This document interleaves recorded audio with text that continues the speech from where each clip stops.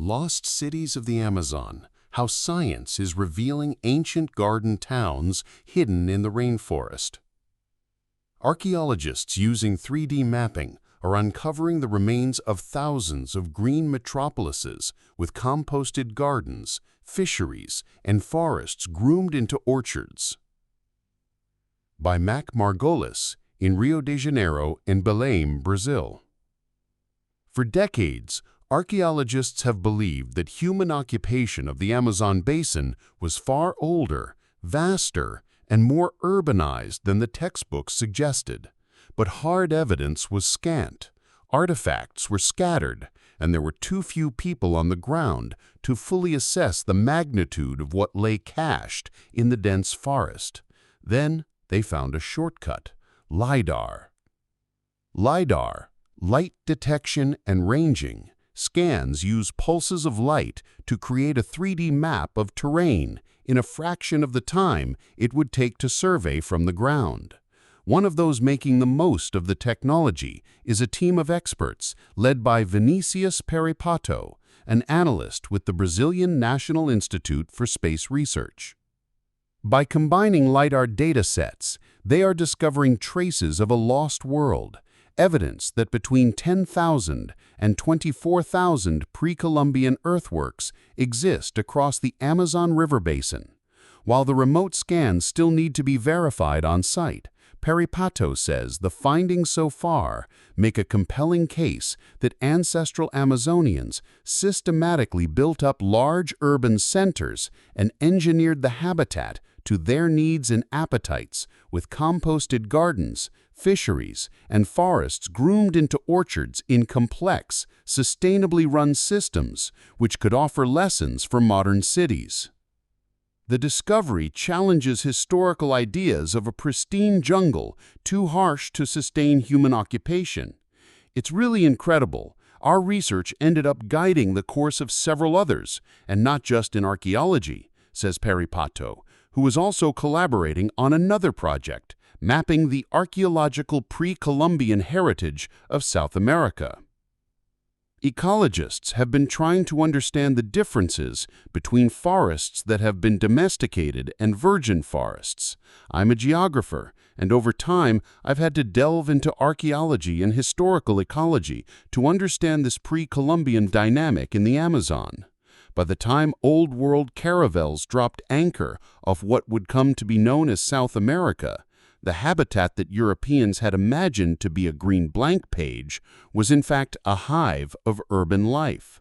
The chronicles of Gaspar de Carvajal, the 16th-century Dominican friar who accompanied the expeditionary journeys of the Spanish explorer Francisco de Orellana from the Andes to the Amazon in 1541, already described elements of this built environment.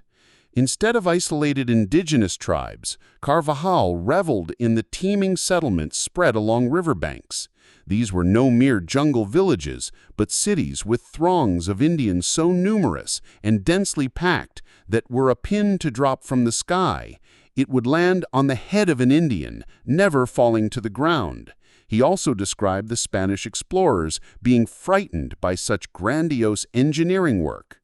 Even allowing for colonial hype, Carvajal was onto something, but waves of colonial occupiers, bearing guns, pathogens, and the Bible, made short work of these ancient Amazonians, whose populations soon collapsed, and with them, their towns. By deploying remote sensing for archaeology, scans for radiocarbon dating, soil chemistry, and phytolith analysis, the study of microscopic mineral deposits in ancient plant remains, multidisciplinary teams of scientists have been detecting traces of ancient Amazonian cities far older, larger, more populous, and more sustainably run than anyone had imagined. The gadget of choice is LiDAR. This sampling device, mounted on aircraft or drones, beams down more than 1 million pulses of light a second and measures the time it takes the rays to bounce back. Analysts use the data to reconstruct a minutely detailed virtual landscape picture, then digitally deforest the vegetation to expose the structures below. Archaeologists had previously used LiDAR to find ancient Maya cities in Central America. The South American rainforest is mostly devoid of stone, and scientists previously had to piece together scraps of evidence of lost Amazonian cities built from clay, thatch, wood, and hides, perishable materials that had long since vanished.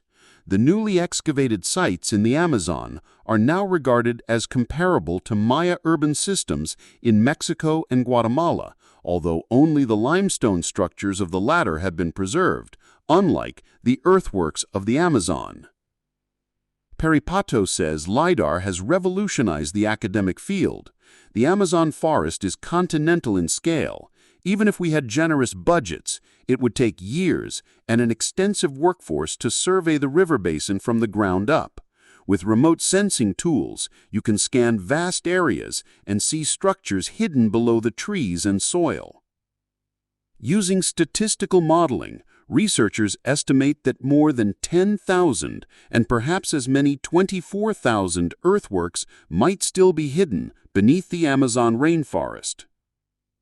Much of the early 21st century spadework fell to the University of Florida anthropologist Michael Heckenberger, whose 30 years of excavation centered on the ancient fortified town of Cuhigugu on Brazil's upper Xingu River, revealed a surprisingly intricate network of low-density garden cities dating from at least 1,500 years ago, replete with homes and gardens, broad roads, a central plaza, a palatial dwelling fit for a chief, with a log palisade and defensive ditches surrounding it, as well as orchards and managed forest on the outside. Each city may have harbored thousands of residents. Then came word from Llanos de Mojos in the southwest Bolivian Amazon. In 2022, the archaeologist Carla James Betancourt from Bonn University and colleagues unveiled the contours of monumental settlements up to 1,400 years old, with intricate geometrically patterned structures, roads radiating out, rings of moats and ramparts. The site had terraces and pyramid-like 21-meter-high cones. Last year, researchers led by Stephen Rostand of the French National Science Research Center, CNRS, announced that they had uncovered evidence of an even more spectacular find in Ecuador's Upano Valley, vestiges of a 2,000-year-old gardened metropolis with more than 6,000 earthen platforms in a geometric pattern connected by public squares and a skein of roads connecting 15 separate urban centers, which may have had tens of thousands of inhabitants. The Upano Valley was home to genuine urban settlements in the middle of the tropical forest that were densely populated and laid out in a grid pattern, Rostand told the CNRS website.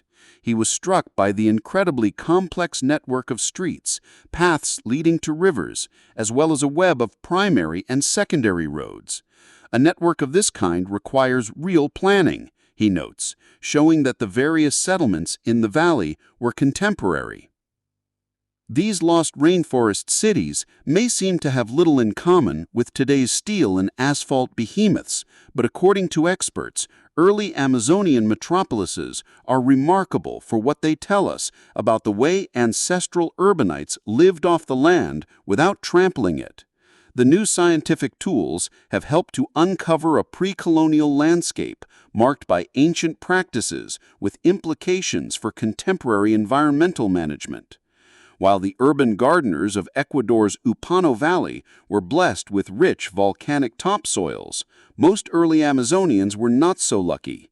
By systematically composting scraps of food and organic waste, they created vast swaths of fertile dark earth, or terra preta, covering a 154,000 square kilometers or 33,000 square miles stretch of the nutrient-poor soils of the Amazon basin, twice the size of Ireland, a circular economy before the phrase existed. Dark earths have also turned up in recent surveys of the Bolivian Amazon, near the Brazilian border.